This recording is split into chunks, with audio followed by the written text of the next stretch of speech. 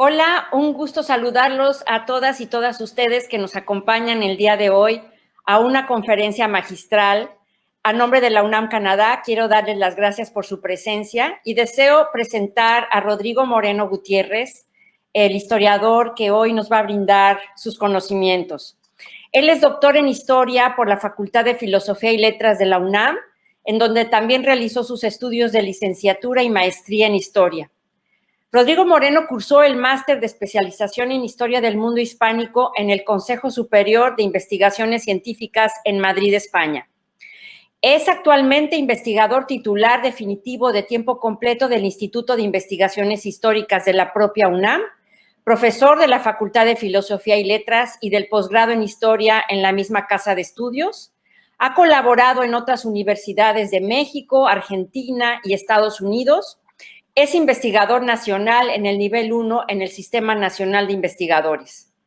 Rodrigo recibió la medalla Gavino Barreda y fue becario de la Fundación Carolina y del Instituto Nacional de Estudios Históricos de las Revoluciones de México. Obtuvo el premio Marcos y Celia Maus a la mejor tesis doctoral y el premio Ernesto de la Torre Villar en Investigación Histórica sobre la Independencia de México, que es el tema que hoy va a tratar. Fue merecedor en 2019 del reconocimiento Distinción Universidad Nacional para Jóvenes Académicos en el área de docencia en humanidades. En fin, el currículum y la trayectoria del doctor Moreno nos enorgullece como universitarios y no puedo dejar de mencionar que en sus principales líneas de investigación están relacionadas con los lenguajes políticos y con la historia social y cultural de la guerra y de las Fuerzas Armadas en las revoluciones de independencia en Hispanoamérica. Rodrigo Moreno ha publicado varios capítulos en libros colectivos y artículos en revistas académicas y es autor del libro La Trigarancia, Fuerzas Armadas en la consumación de la independencia Nueva España, 1820-1821, publicado por la UNAM en 2016.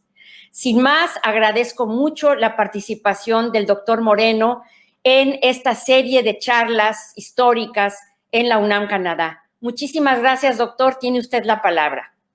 Muchas gracias, querida doctora Mayer, por la invitación, por permitirme compartir con el público y el auditorio y la comunidad de la UNAM Canadá estas reflexiones que arrancan y que forman parte de este bicentenario peculiar y curioso en este septiembre de 2021. Y para compartir con ustedes estas reflexiones, me voy a permitir mostrarles una presentación. Denme un segundo. Ahí vamos.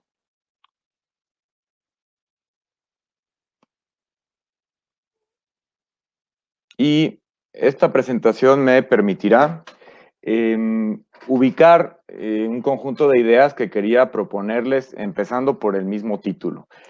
Cuando Alicia me hizo el favor de invitarme a esta charla, quizás estaba con un poco de hambre o quizás por mi afición a la cocina, imaginé proponer un título que tenía que ver con una receta y bueno, la historiografía y la historia no funciona de esta manera, pero me parecía sugerente ofrecer como desmenuzados algunos ingredientes que nos pudieran invitar a entender lo que llamamos consumación de la independencia mexicana, que es el objeto de este bicentenario y que desde las comillas yo estoy invitando a cuestionar esa consumación que creo que en el mismo nombre supone una interpretación que creo que conviene pues comenzar a pensar, ¿no? De hecho, ese es uno de los objetivos de esta charla, que reflexionemos en conjunto. En realidad, yo aprovecho siempre estas oportunidades para compartir con las audiencias pues una convicción con respecto a nuestro oficio de la historia. Nosotros, o al menos yo parto de esa idea, creo que no nos limitamos a recuperar o a preservar un tipo de pasado, sino más bien a reflexionar, a cuestionar estas realidades históricas que de muchos modos nos permiten entender nuestras realidades presentes. Entonces, partiendo de esas convicciones, lo que quisiera hacer muy brevemente en los siguientes minutos es compartir con ustedes algunos de los que creo que podrían ser entendidos como ingredientes para entender, no solo para recordar ni para recuperar la independencia, sino para tratar de entenderla. Y estos, por elegir algunos, estos 5 ingredientes que hoy les propongo es, en primer lugar, entender la independencia como un proceso histórico. En segundo lugar, ser conscientes de que ese proceso puede ser explicado desde muy diversas perspectivas. En tercer lugar, que esa independencia tiene que ser entendida también en términos de la guerra y del conflicto que abrió y que probablemente no cerró, y también que esa guerra se desprendió y vino aparejada de un conjunto de experimentos políticos que usualmente ubicamos en términos de constitución o de cultura constitucional. En última instancia, el ingrediente que quisiera también traer a colación es el particular de ese bicentenario de 1821, que tiene que ver con la trigarancia o con el ejército de las 3 garantías, o la independencia de 1821 como, digamos, coyuntura definitiva del proceso independentista mexicano. Entonces, vamos a empezar por el primer ingrediente propuesto, el del proceso. Y para eso me permití compartir con ustedes una simpaticísima caricatura que acaba de publicar la revista Nexos. Es una caricatura de Víctor Solís que ilustró un debate que invito a que el auditorio se acerque a él, está disponible en línea, en el que colaboramos muchos y muchas colegas, historiadores, para tratar también de acercar a otros públicos algunos de los consensos y de las propuestas con que, digamos, nos hemos acercado al proceso independentista en los últimos años. Y esa caricatura refleja exactamente una de las ideas que buscamos combatir.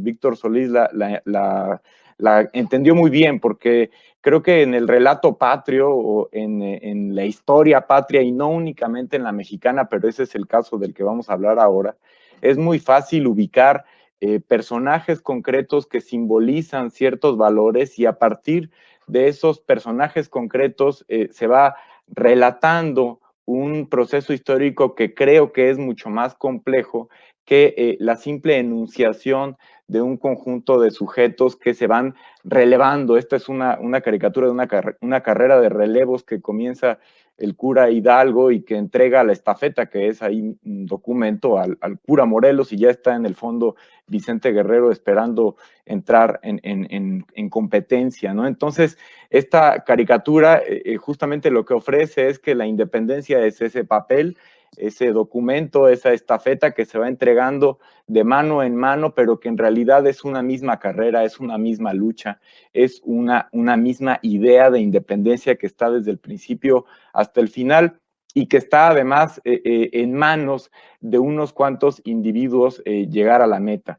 Lo que queremos compartir, lo que quiero compartir, que creo que no es una idea original, sino que es un consenso de la historiografía académica contemporánea, es que lo que entendemos por independencia, cuando hablamos de independencia, en realidad estamos aludiendo a un proceso histórico muchísimo más complejo, que es imposible imaginarlo como esa estafeta que está en manos del cura Hidalgo, y entre otras cosas, ese proceso fabuloso y colosal tiene que ver con la crisis y la desintegración de los imperios, no únicamente el español, y es un proceso muy dilatado, que es muy difícil de datar, de encontrar el momento en el que comienza y el momento en el que termina, como todos los procesos históricos, pero que tiene que ver con eso, con la desintegración de los imperios, y particularmente la desintegración de los imperios en América.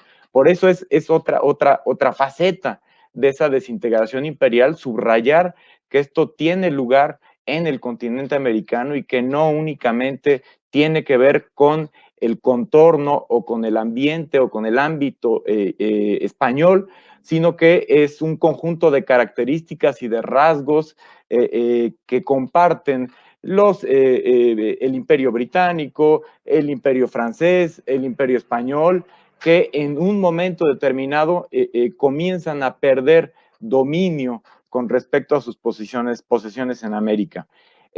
Son, digamos, dos facetas de ese gran proceso que podemos ubicar desde el último tercio del siglo XVIII y hasta bien entrado el siglo XIX.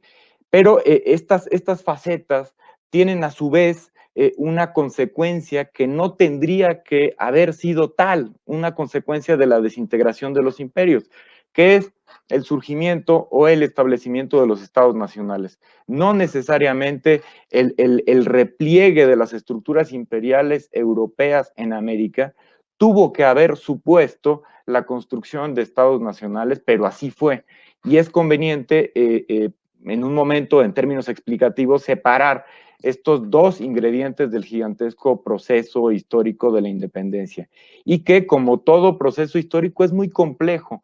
Cuando los historiadores nos referimos al término complejidad, en realidad lo que estamos queriendo transmitir es la impresión de que en un fenómeno histórico, en un proceso histórico, se involucran muchísimos aspectos, muchísimos sujetos, muchísimas regiones, muchísimas variantes, y que todas esas variantes están interactuando entre sí y van modificándose en el tiempo. Entonces, es totalmente inútil o al menos parcial tratar de entender un proceso desde una perspectiva, desde un ángulo o únicamente a través de una variante. Estos sujetos históricos que están en la caricatura de Víctor Solís es una de las posibilidades que tenemos para tratar de dotar de sentido, de explicar este proceso, pero es solo una, entre tantísimas otras. Y como todo proceso histórico, son muchísimas las variables que entran en juego. Y en última instancia, la independencia a la que nos terminaremos de referir hoy es un problema histórico que está, digamos, concretado en un programa político puntual. Eso sí, está inscrito, está incorporado en todo este contexto histórico de desintegración imperial, de descolonización americana, de surgimiento de los estados nacionales, pero la mexicana de 1821 es una independencia estructurada, programada en un proyecto político puntual.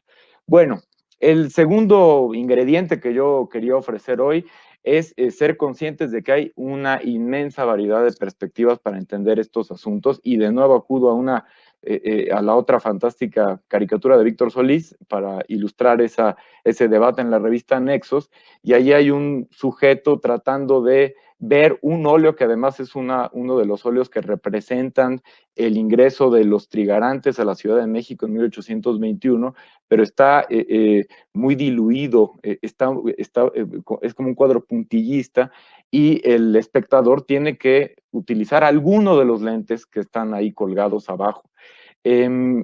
En la medida en la que utilice unos lentes, lo verá de algún modo; en la medida en la que utilice otros, lo verá de otro modo, y eso que está viendo es solo un cuadro, solo un óleo. No es en realidad todo el proceso, pero aún así está mediado por esos anteojos. Bueno, entre las muy diversas perspectivas que podemos emplear para entender este proceso histórico que reducimos o simbolizamos a la palabra independencia, sin bajar a explicar todas ellas, quiero al menos dejar sobre la mesa que están estas muy interesantes. Una más historiográfica, que tiene que ver con el mundo atlántico, entonces que pone de manifiesto o pone en primer lugar aquellas conexiones que se generan en el espacio atlántico y que compartidas ayudan a explicar la desintegración de las estructuras imperiales. Como parte de esa, digamos, geopolítica atlántica, también podríamos diferenciar la perspectiva particularmente hispánica, aquella que solo va a encargarse de entender la desintegración del imperio español en América, pero tomando en cuenta, obviamente, su matriz metropolitana europea. Otra perspectiva muy interesante que tendríamos que ensayar más, y además estoy hablando para la UNAM Canadá, sería la americana. Tratar de entender todo aquello que en el continente americano, en un tiempo concreto, comparte en términos de inquietudes, proyectos, deficiencias, formas de estructurar la sociedad, en fin, todo aquello que comparte el hemisferio americano. Estas son grandes perspectivas, como grandes marcos, pero podríamos reducirlo tratar de explicar las independencias o la independencia en una región concreta o en una localidad concreta o a partir de un pueblo, que no es que sea menos que eso que nos ofrece el marco atlántico, sino que tendríamos que explicar ahí, en una comunidad determinada o en una región determinada, cómo es que encontramos todas esas variables del proceso histórico. Y podríamos ser conscientes a partir de esta variedad de lentes o de perspectivas que una cosa sería explicar las independencias desde el ámbito urbano, que son muy pocas las ciudades y muy reducidas en su tamaño en el tiempo de las independencias, se trata esencialmente de un mundo rural y que entonces bien haríamos en tratar de explicar este proceso desde la perspectiva que nos provee el mundo rural, el mundo agrario. Perspectivas de estudio como la historia política, la historia económica, la historia social, la historia militar, cada una destaca un lugar desde el cual mirar este proceso. Y en fin, también esas perspectivas serían conducentes a la ubicación de determinados sujetos históricos. En algunas tendríamos que hablar fundamentalmente de líderes o de caudillos o de lo que hoy llamamos políticos, mientras que en otra perspectiva destacaríamos sobre todo a las comunidades, a las redes. Pero si se fijan, tratando de ubicar digamos, cada uno de esos sujetos o de esos colectivos, en realidad ese cuadro que dibujamos sería muy distinto y los lentes que tendríamos que utilizar para encontrar cómo funcionan esos líderes o qué buscaban esas comunidades, entonces tendría que proyectar ángulos distintos. También creo que podría trazarse una explicación de las independencias considerando fundamentalmente las composiciones, digamos, demográficas e incluso socioétnicas. Una sería la explicación que nos provee el ángulo fundamentalmente europeo, español-europeo, otra la de los españoles americanos, los criollos, otra la de las comunidades indígenas, otra la de los sujetos esclavizados. Cada forma de tratar de explicar ese proceso desde estos sujetos sería en algunos casos radicalmente distinta. Finalmente, otra sería la que nos indicaría destacar la actividad o la participación de los hombres y otra la de las mujeres, ¿no? No es que sean excluyentes, pero sí tenemos que ser conscientes que destacar esa perspectiva nos obliga a ver las cosas de un modo. Y últimamente una perspectiva que es de manera muy curiosa e incluso contradictoria, la que casi siempre se privilegia para estudiar este proceso histórico, que es la nacional. Por eso hablamos de la independencia de México, la independencia de los Estados Unidos o de Argentina, porque el sujeto que esa perspectiva destaca es el Estado Nacional. No tendría por qué ser naturalmente esa perspectiva, no que sea mala o deficiente, sino que es una entre tantísimas otras. Finalmente, aquí sintetizo para, digamos, no hacer tan densa la explicación, pero creo que lo que yo quiero es ofrecer un panorama rico, es abrir posibilidades de interpretación. Dos ingredientes que a mí me parecen vitales para tratar de explicar pues este colosal y fascinante proceso independentista, y son dos columnas que ahí traté de equilibrar, a lo mejor un poco a la mala, porque ya ven que si uno pone estos mecanismos de exposición en PowerPoint y uno carga a un lado, la balanza se desequilibra y a lo mejor tendría que haber sido así, pero no sabría en qué lado, en qué fiel de la balanza colocar más ingredientes. Estas dos columnas están conformadas por un conjunto de experiencias que a mí me parece que, digamos, explican con muchísima fidelidad ángulos bien interesantes de los procesos independentistas. En la columna izquierda tenemos el conjunto de experiencias que tienen que ver con la guerra. Muchas veces se habló de las independencias en términos de guerra, la guerra de independencia de México, y no siempre con ese nombre se hacía consciente al lector que eso tenía que ver con un ambiente peculiar de la humanidad, un ambiente sumamente alterado. No se puede tratar de estudiar igual a una sociedad en paz que a una sociedad en guerra. Los problemas en comunidades alteradas por la violencia, digamos, extrema y sistemática, e incluso perpetrada en tiempos muy largos, esos problemas, esa forma de ver el mundo, de actuar en el mundo, es muy distinta en un ambiente de guerra que en un ambiente de paz. Y las independencias también fueron no sé si sobre todo, pero sí fueron también, entre otras cosas, guerras. ¿Qué quiere decir esto? Que en la medida en la que las demandas y las disputas entre grupos eh, tuvieron que ver con el ejercicio de la violencia, impactó esa violencia en la manera en la que se gobernaban esas sociedades. Después de 10 años de guerra, porque a lo que estamos tratando de llegar es a entender la independencia mexicana de 1821, en 1821 ya había habido una experiencia acumulada de 10 años de guerra real o de guerra insinuada, porque vamos, que claro que hay ritmos y etapas en los que la violencia fue mucho más visible que en otros, y esa violencia fue mucho más contundente en algunas regiones que en otras, y para algunos grupos que para otros. Pero después de esos 10 años acumulados de experiencias de guerra, lo que a mí me parece muy evidente es que en términos del ejercicio del gobierno, las estructuras políticas de la Nueva España y no solo, también la Nueva Granada, también el Perú, también el Río de la Plata a partir de sus experiencias ya independizadas, el gobierno había terminado por militarizarse. Esto quiere decir, es un concepto muy interesante, creo que alude a distintos fenómenos, pero el que yo destaco es la prioridad de la guerra en el ejercicio y en el supuesto de las labores del gobierno. Es decir, que primero tienen que entenderse y que resolverse los problemas que acarrea la guerra y después todos los demás en lo que hoy entendemos que hace el gobierno en todos los niveles, en el nivel de las comunidades, en el nivel de las provincias y también en el nivel del virreinato y de la metrópoli incluso, o sea, de la monarquía española en su conjunto, porque también recordemos que toda esta crisis política de la monarquía española se desató por una guerra, la guerra de los españoles contra las tropas napoleónicas, que después se llamó Guerra de Independencia Española. En todas estas experiencias lo que creo que fueron galvanizando fue un entendimiento militarizado del gobierno, es decir, que tendrían que conducir los destinos de una comunidad, de una provincia o de un virreinato, aquellos que, digamos, destacaran por su eficiencia en el manejo de la guerra.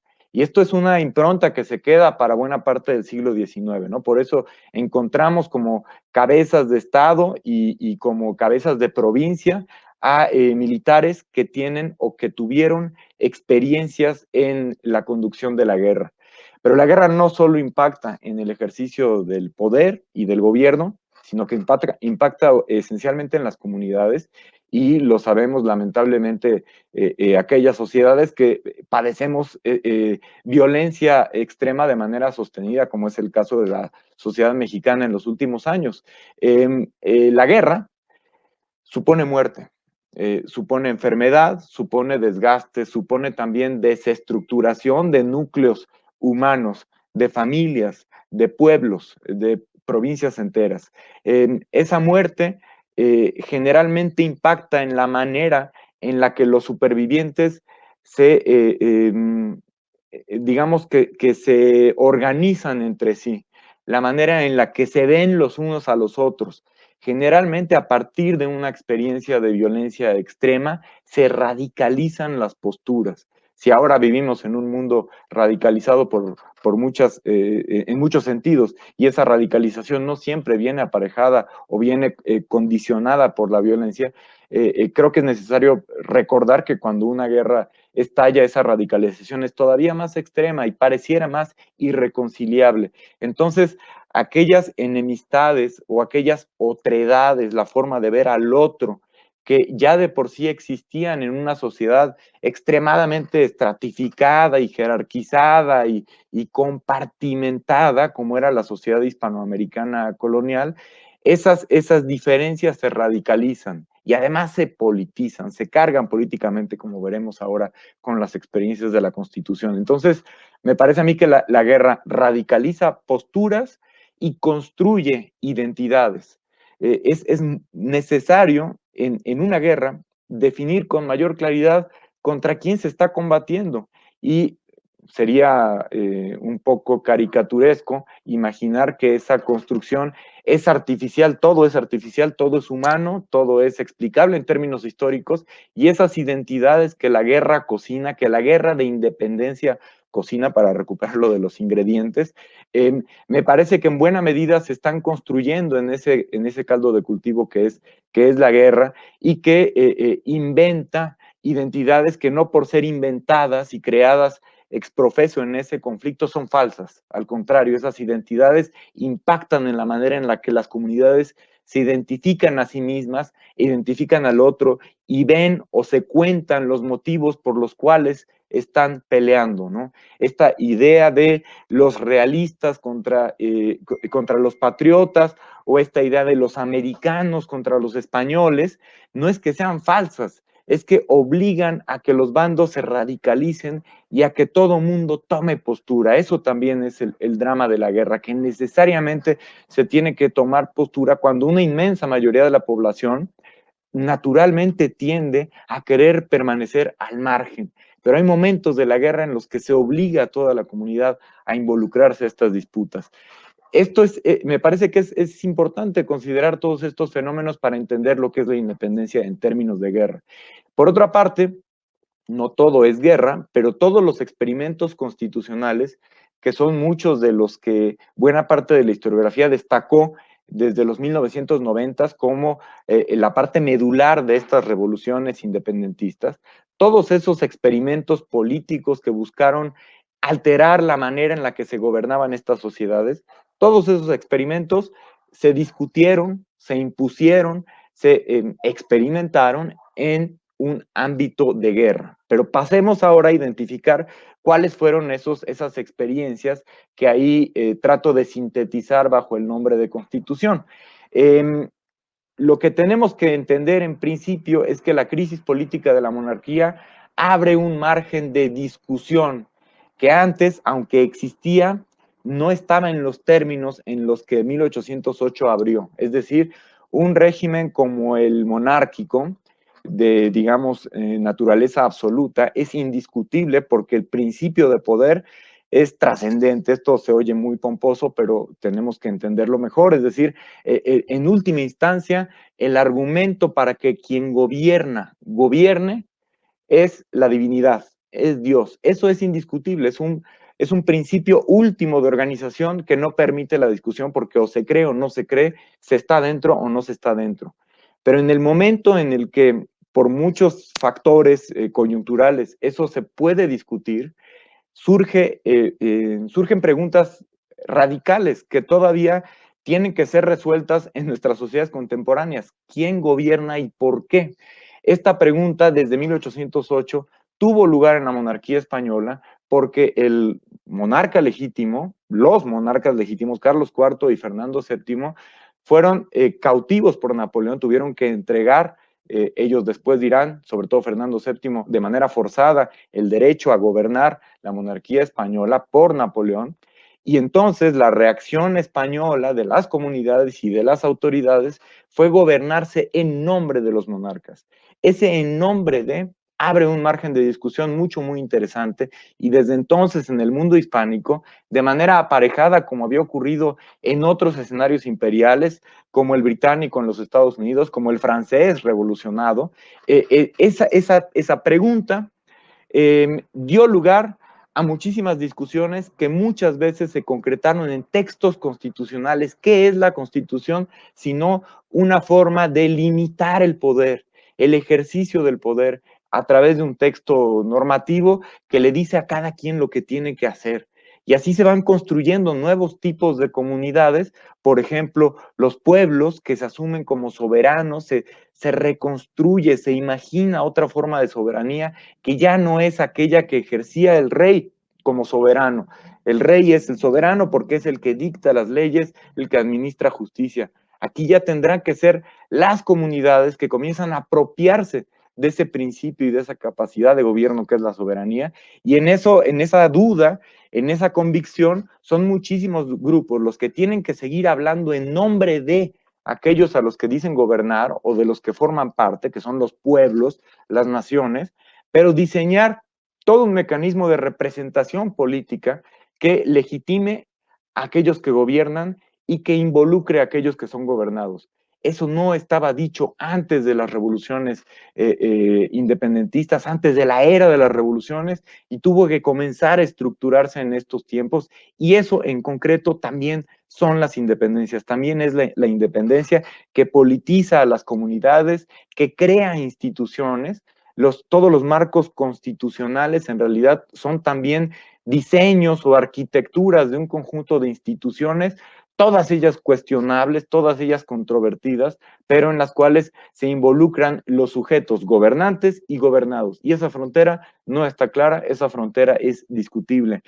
Las constituciones también definen o tratan de normar las libertades para algunos y para otros, siempre en términos muy contradictorios. Por ejemplo, pensemos en la independencia de los Estados Unidos, que es un proceso que, entre otras cosas, entroniza la libertad, pero en una sociedad esclavista. Entonces, estas libertades siempre tendrán muchas caras para muchos grupos. Al contrario, por ejemplo, de la revolución haitiana, que es una revolución exitosa de esclavizados, pero que entenderá claramente que la libertad ahí tiene que ver, por ejemplo, con el fin de la institución de la esclavitud, ¿no? En términos constitucionales, todas estas libertades, libertad de pensamiento, libertad de credo, todo está a discusión en términos de aquellos que ahora se asumen como soberanos porque son el pueblo o son la nación. Pero en última instancia, la Constitución supone límites, y en tiempos de la independencia mexicana de 1821,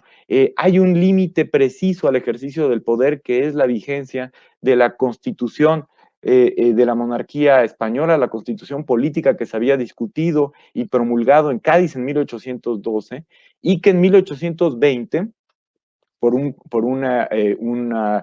fenómeno político muy interesante, por una revolución militar, por un pronunciamiento militar, se restablece la vigencia de la Constitución en todos aquellos lugares que seguían integrando la monarquía española en 1820, y ese es el marco concreto constitucional en el que tenemos que entender el surgimiento de este último movimiento político en el seno de la Nueva España, que supone la última y triunfante y definitiva independencia. Es la vigencia de ese marco constitucional limitativo, moderado, concreto, de 1820, en el que tenemos que entender la discusión, la articulación, el surgimiento de este movimiento independentista que llamamos, en pocas palabras, trigarancia, porque es un movimiento que buscaba la defensa de tres garantías: religión, independencia y unión. De ahí trigarante, las tres garantías. Y es el movimiento, digamos, que concreta ese plan que ahí ven impreso, una de las versiones que circuló del plan de Iguala, publicado, promulgado en febrero de 1821, y que, a diferencia de otros momentos de las independencias y en particular del proceso novohispano, a diferencia de otras etapas, esta de 1821 se articuló en función de ese programa puntual, que es un documento con 23, 24 puntos, depende de la versión que tomemos, que suponía ya un programa político estructurado, es decir, no buscó ser o no se propició por un levantamiento popular, por ejemplo, como el de 1810 en el Bajío novohispano, ni a partir de un núcleo urbano aristocrático como los movimientos independentistas sudamericanos también de 1810.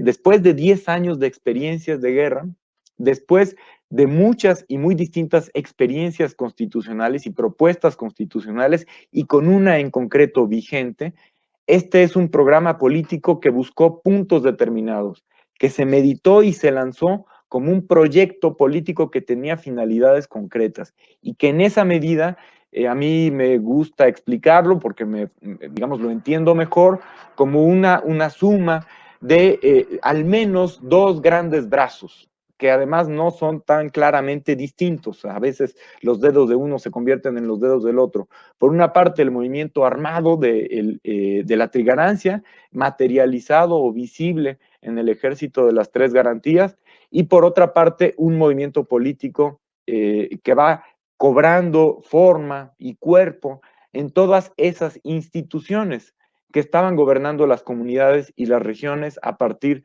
del marco constitucional gaditano. Entonces, a mí me parece bien interesante ver este movimiento trigarante de 1821 como un proceso histórico en sí mismo, proceso histórico complejo, que involucra muchas variantes, que puede ser explicado desde muchas perspectivas, o sea, un proceso histórico en sí mismo, el de 1821, pero que se fue desarrollando porque pareciera a veces que en algunos relatos o en algunas narrativas, este es un desfile que comenzó en Iguala en febrero de 1821 y que terminó en la Ciudad de México en septiembre, es lo que ahora estamos conmemorando, este septiembre, ese bicentenario, pero que en realidad solo fue ese recorrido triunfante y casi diplomático de un mismo contingente que ya existía desde un principio y que solo fue, digamos, recuperando, ocupando o tomando ciudades.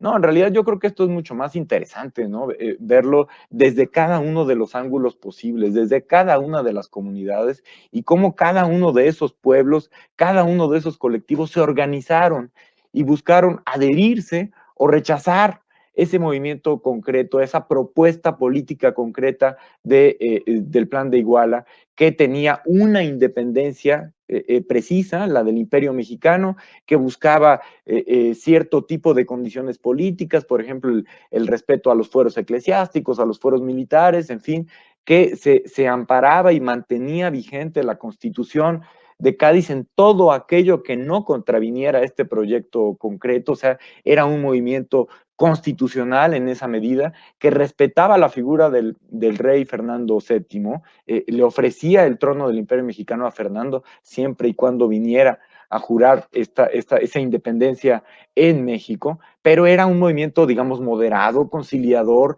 que tiene muchísimos ingredientes que mucho tiempo fueron destacados como los prioritarios, que ahora llamaríamos conservadores, elitistas, aristocráticos, en fin. Era un movimiento que buscaba desde un origen marcar sus distancias y sus diferencias con respecto al levantamiento popular de 1810. Solo recuperaba una cosa, la independencia.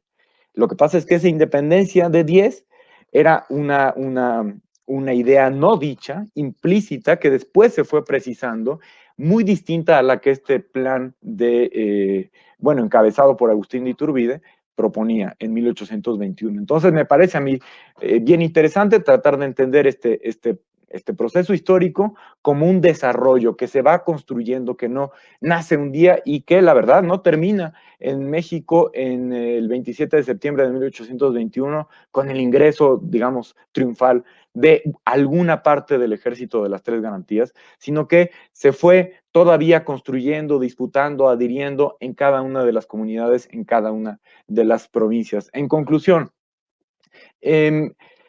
¿cómo propongo yo que nos acerquemos a este muy interesante proceso de independencia? No únicamente la mexicana, pero hoy estamos hablando de esa. Bueno, a partir de las experiencias que entraña ese proceso histórico y esas experiencias, por no referir muchas otras, las podemos entender en términos de revolución, guerra y constitución, pero no, digamos, como documentos, no como hitos, no como los momentos fundacionales, sino eso, como experiencias colectivas que estuvieron en manos de personajes concretos. O sea, no había aquí un fin determinado, ni la independencia era fatal, innecesaria. Esto se fue construyendo y fue decisión consciente de muchas personas que tuvieron que imponerse ante muchas otras. También la independencia como un conjunto de prácticas que además impactan y se heredan a los estados nacionales a lo largo del siglo XIX hispanoamericano, iberoamericano en su conjunto. Y aquí solo para ser congruentes con la explicación, yo destaco dos grandes grupos de prácticas, las armadas y las políticas. Y de ahí podríamos platicar el resto de la semana y no terminaríamos, pero creo que muchas de esas prácticas se constituyen, surgen en tiempos de la independencia. Este proceso de guerra es como una gran matriz de prácticas, de formas de negociar, de formas de verse con el otro, de formas de establecer denuncias, de imaginar el colectivo político. Es ya lo dije de muchos modos, la independencia un proceso histórico, no es un fin, no es una cosa que se puede encontrar en un día determinado porque dos señores se abrazaron o un señor publicó una cosa o un grupo de personas armadas entraron a una ciudad.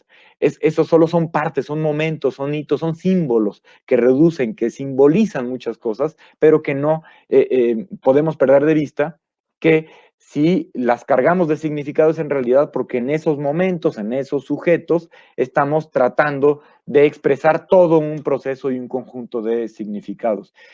En última instancia, creo que la independencia tiene, en el caso mexicano, una consecuencia identificable concreta, que es el surgimiento de un Estado nacional, uno entre tantos otros que pudieron haber surgido. El que sí surgió, no era el único, pero el que sí surgió fue un imperio mexicano en 1821, que era muy distinto a lo que ahora es la República Mexicana. Ese imperio mexicano tenía una legitimidad, una estructura, una articulación territorial distinta a la de la República Federal y en todo caso todo eso se estaba construyendo y todo eso era discutible. Pero esa es una consecuencia, digamos, palpable de eso que identificaríamos como independencia mexicana de 1821. Y ello no resolvió en realidad el surgimiento del Estado Nacional. Es un momento importantísimo, pero para entender qué es un Estado Nacional tenemos que identificar todos los problemas del siglo XIX mexicano y la creación de una identidad nacional a través de muchísimos factores, las marcas de exclusiones de muchas comunidades, esa identidad nacional tenía también derrotados, tenía también excluidos, y en fin, la articulación de una territorialidad que en principio no estaba definida, ¿no? Siempre se ubica como momento, como territorio ajeno a lo que México tendría que ser Centroamérica, pero ¿por qué lo entendemos de esa manera? O como Texas, porque en 1836 se separa y después da paso a una guerra 9 años después. Todo esto más bien tenemos que irlo identificando, reconstruyendo desde abajo. ¿Cómo es que se articula una territorialidad nacional en un ámbito de política frágil y discutible e inestable, pero justo quizás por todo eso extremadamente interesante? Así que esas son las propuestas, los ingredientes con los que yo imagino que se puede servir un buen plato de comprensión, de entendimiento de las independencias en general y de la independencia mexicana en particular. Así que, Alicia, si te parece, con esto podemos entrarle a un diálogo a partir de estas propuestas. Muchísimas gracias, Rodrigo. Fue realmente interesantísimo lo que tuviste que decirnos, el escucharte con esa pasión, además, que te caracteriza para los temas de tu disciplina. Bueno, yo creo que el historiador, además de sapiente, tiene que ser también entusiasta para poder divulgar, ¿no? Y poder llegar a la gente que está ávida de conocimiento histórico y quitar una serie de mitos, ¿no? que la gente siempre acarrea y que el historiador tiene la inmensa misión y responsabilidad de pues evitar esos mitos, destruirlos y poner ante la conciencia de la población en general lo que pensamos que es lo que realmente pasó, sabiendo que, pues, como tú mismo lo dijiste, hay muchas lentes con las que se pueden ver los diferentes procesos históricos que nos han constituido al México de hoy, ¿no? Me pareció interesantísimo, haciendo así como un resumen, ¿no? Esta conferencia que nos has dado, que nos hace, ante todo, reflexionar sobre cosas que no comúnmente reflexionamos y que vemos como los temas de manera como monolítica, ¿no? Y no muchas veces tratando de entender lo que muy bien dijiste, que es que la revolución de independencia, la guerra de independencia y la consumación de la independencia la hacen seres humanos que muchas veces, o que la mayoría de las veces, o que tal vez siempre, no ven más allá de lo que está adelante, sino son impulsos, son ideales, son planes, muchas veces hay utopías, idealismos de lo que cada persona entiende que quiere, que puede ser posible o que puede ser incluso inventado, una realidad inventada, ¿no? Y como dicen muy bien algunos de nuestros maestros, ¿no? La historia la hacen los hombres, los seres humanos me estoy refiriendo, no quiere decir, es hombres y mujeres, desde luego, lo dice una mujer, ¿verdad? Entonces, no, cuando hablo de hombres es, por supuesto, el ser humano que tiene sentimientos, que tiene metas, que tiene antecedentes personales o familiares, que busca algo para su propio interés personal, el de su familia, el de su pueblo, el de su ciudad, el de su entorno, ¿no? Entonces, me ha gustado mucho esta conferencia que has dado porque tiene todos esos ingredientes que nos hacen entender mejor que la historia son procesos humanos, que no están dados de antemano, que no se pueden explicar si no se ven también entornos más amplios. Y me ha gustado mucho también tu conferencia, pero he pensado en esto como estas visiones satelitales que ahora nos dan mucho, ¿no? Que es como si una cámara se retirara de una casa y después ves la colonia y después ves la ciudad, después el país y después el mundo y después el universo y después puedes volver a eso hasta llegar a la persona, ¿no? Sí. Y eso es muchas veces lo que perseguimos como historiadores, ir de lo general a lo particular, pero también de lo particular a lo general, con una sola meta que es explicarnos a nosotros un proceso, lo que llamamos un fenómeno histórico, que a lo mejor la palabra fenómeno ya está un poco trasnochada, ya no es lo que se utiliza, sino más bien se ha cambiado el nombre por un proceso que me parece mucho más adecuado, el proceso de la independencia, el proceso de la reforma, el proceso de la revolución, etcétera, etcétera. Entonces, muchas riquezas de este tipo me ha dado lo que te he escuchado, te lo agradezco muchísimo.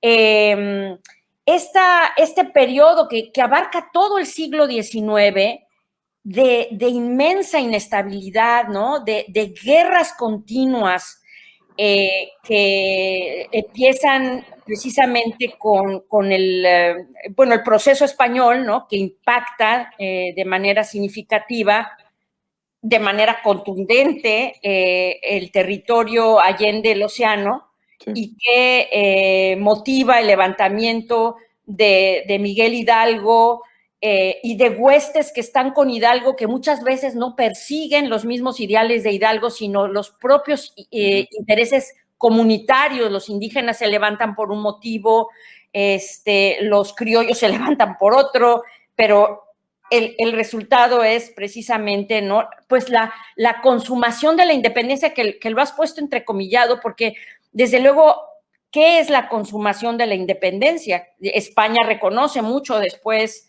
de todo el movimiento armado y del propio imperio iturbidista, etcétera. España todavía no reconoce la independencia hasta mucho después, pero luego toda esta situación de guerra que marca todo el siglo XIX y de pérdida territorial tan tremenda de lo que era el virreinato de la Nueva España, y que después se pierde Centroamérica, se pierde Texas, y luego finalmente pues la mitad del territorio a raíz de la guerra, con esa otra ex colonia, de las 13 colonias, que también la historia pone tan cerca de la nación mexicana después, con todo lo que ha implicado eso. Entonces, son fenómenos o procesos interesantísimos, pero desde luego la explicación que nos has dado abre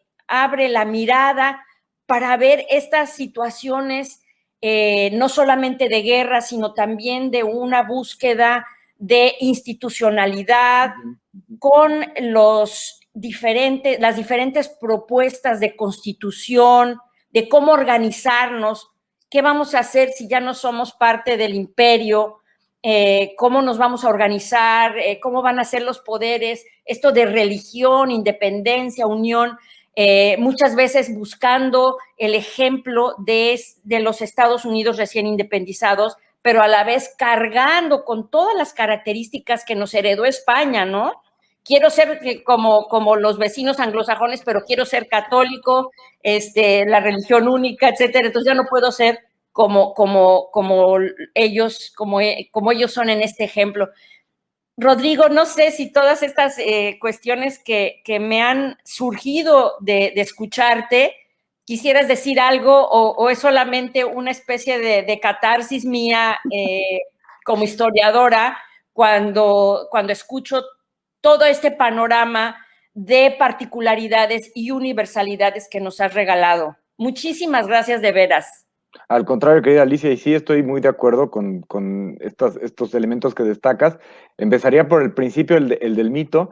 Pues sí, pareciera a veces que está muy utilizada la idea del historiador como desmitificador, ¿no? Como que necesariamente tenemos que ir desmontando, y eso podría transmitir una idea que no comparto del todo, o sea, la de que nosotros construimos la verdad histórica y entonces se nos tiene que hacer caso porque en realidad lo que decimos es la neta, ¿no? O sea, no hay otra manera de explicar la independencia más que la que está en los libros que se publican en las universidades y en las discusiones académicas. No, en realidad yo creo que lo has dicho bien, lo que nosotros buscamos transmitir son propuestas de comprensión y en esa medida lo que creo que tendría que impactar esa forma de entender es a nuestra propia realidad contemporánea. No es solo una manera de entender el pasado, sino es una manera de entender el presente, siendo conscientes de esta complejidad de elementos en los que siempre estamos inmersos y que si tratamos de explicar la política contemporánea a partir de un sujeto, de un partido o de un plan político, estamos dejando fuera muchos otros, y esto llevándolo al tiempo histórico, es esta misma propuesta de recuperación de los muy diversos sujetos, de las muy diversas formas de entender el mundo, el pasado y el presente. Entonces sí, cuando decimos desmitificación, pues es que claro, los mitos también tienen su propia historia, también podríamos ir explicando este proceso histórico a partir de los mitos que los propios relatos han ido concretando, ¿no? O sea, lo del abrazo de Acatempan, lo del propio levantamiento, o sea, lo que se dijo el 16 de septiembre en Dolores, son mitos que no es que sean falsos, sino que esos también tienen su propia historia. Y luego el problemón del siglo XIX, ahora que yo te escuchaba, pues claro, es que es un reto tratar de explicar, casi siempre se ha tratado de explicar el siglo XIX en función de la articulación territorial, de la pérdida de territorios, Centroamérica, el norte de México, y casi siempre lo que está en el fondo de esas preocupaciones de relato es el Estado Nacional. Entonces, también ahí podríamos diversificarlo un montón, porque si nosotros tratamos de explicar esos procesos del siglo XIX, por ejemplo, desde una comunidad maya en Yucatán, lo que vamos a ver va a ser muy distinto, ¿no? Los personajes, los momentos claves van a ser muy distintos que aquellos que el relato nacional fija como los más emblemáticos.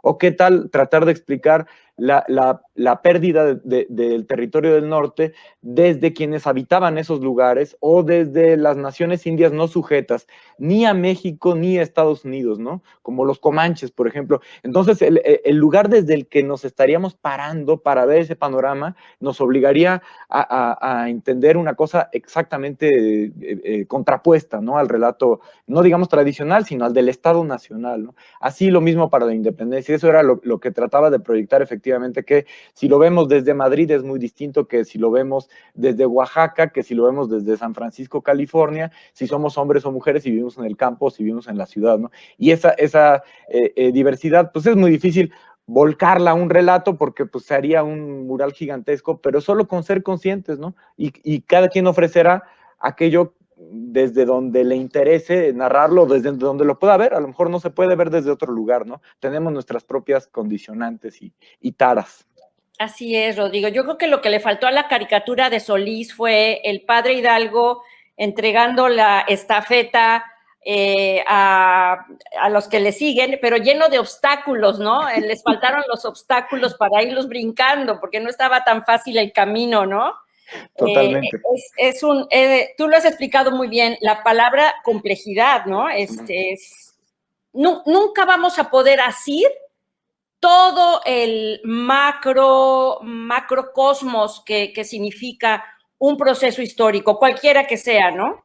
Y estoy totalmente de acuerdo contigo en que como historiadores nos acercamos de acuerdo también a nuestra propia circunstancia y a nuestra propia visión del mundo y a nuestra propia situación en la vida.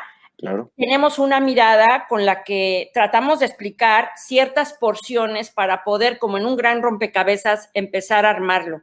Y eso, bueno, me alegro tanto porque esta es una mirada fresca, es una mirada interesantísima sobre el proceso de independencia que estamos pues conmemorando precisamente y que, bueno, escuchamos muchísimo, no tanto tal vez de la independencia como, por ejemplo, de los 500 años de la llamada conquista, ¿verdad? Que eso es un poco más, tal vez, tiene la complejidad sin duda inmersa en ella, pero levanta una situación visceral y de sentimientos que no tanto lo hace la consumación de la independencia, pero que sin embargo, como tú has dicho, pues está rodeada de situaciones que merece la pena conocer más, adentrarse en esas explicaciones, simplemente para entender el pasado, que es a la vez, también lo han dicho nuestros maestros,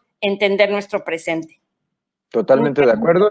Y pues además gracias a ti para que la UNAM también aporte al debate público pues este acercamiento a la independencia que no está peleado ni está contrapuesto con la conmemoración o el festejo popular y oficial. Yo creo que, o sea, solo complementa una forma de entenderlo y como nos vamos a estar dedicando a esto nosotros siempre, haya conmemoración, haya bicentenario, haya festejo o no los haya, pues nos interesa compartir, bueno, desde luego el interés, el entusiasmo por el proceso, pero también por qué eso es importante hoy, por qué eso no puede solo hablarse en septiembre, todos los septiembres de todos los años y particularmente de los centenarios o bicentenarios, sino porque esa es una manera de entendernos mejor, ¿no?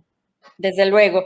Mil gracias, Rodrigo, por tu tiempo, por esta conferencia magnífica. Esperemos que te tengamos con nosotros en algún otro momento que no sea septiembre y que no sea conmemorativo, pero para que nos llames, para que nos hables de tus más recientes investigaciones. Con todo Mil gusto, gracias querida a todas Alicia. las personas que nos han acompañado y esperemos que disfruten mucho esta plática del doctor Rodrigo Moreno Gutiérrez. Gracias.